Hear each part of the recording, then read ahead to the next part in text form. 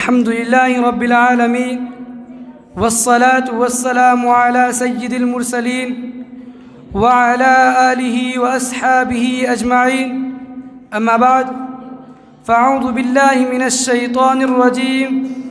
بسم الله الرحمن الرحيم. أولئك الذين امتحن الله قلوبهم للتقوى لهم مغفرة وأجر عظيم.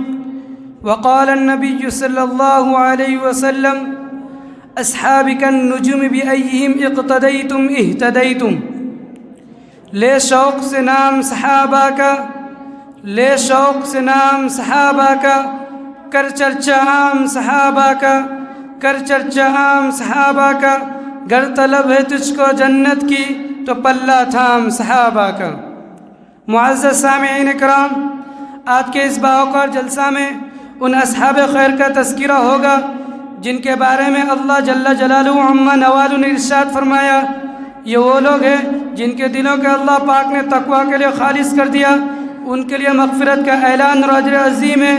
نیز سرور کائنات صلی اللہ علیہ وسلم نے پیاری زبان سے فرمایا، پیاری زبان سے فرمایا، نیز سرور کائنات صلی اللہ علیہ وسلم نے پیاری زبان سے فرمایا، میرے صحابہ ستاروں کی مانند ہے، جس کی بھی اقتدا کرو گے راستہ پا جاؤ گے.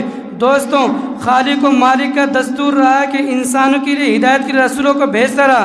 چنانچہ حضرت آدم علیہ السلام کو بھیجا، حضرت نوح علیہ السلام کو بھیجا، حضرت ابراہیم علیہ السلام کو بھیجا، حضرت یحییٰ علیہ السلام کو بھیجا، حضرت شیش علیہ السلام کو بھیجا، حضرت زکریا علیہ السلام کو بھیجا، حضرت ایوب علیہ السلام کو بھیجا، حضرت یوسف علیہ السلام کو بھیجا، حضرت موسیٰ علیہ السلام کو بھیجا، حضرت عیسیٰ علیہ السلام کو بھیجا.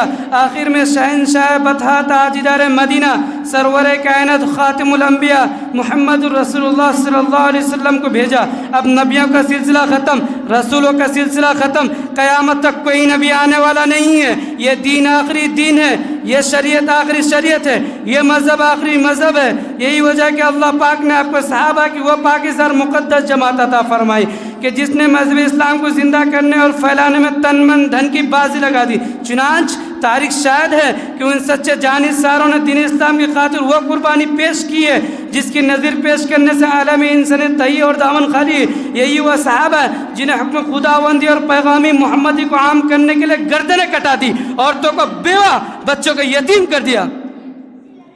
محترم حضرات، صحابہ کرام کی وہ جماعت ہے جس کو رب کائنات نے درجہ نبوت کی منتخب فرمایا، ہادی آدم صلی اللہ علیہ وسلم ان کا معلم بنایا اور کتاب ہدایت قرآن پاک میں عطا فرمائی. علام الغیوب نے خود ان کا امتحان لیا. صحابہ کا یہ مقدس گروہ امتحان میں پورا اترا. خداوند قدوس نے انعام رضی اللہ عنہم رضوان کا مزہ سنا.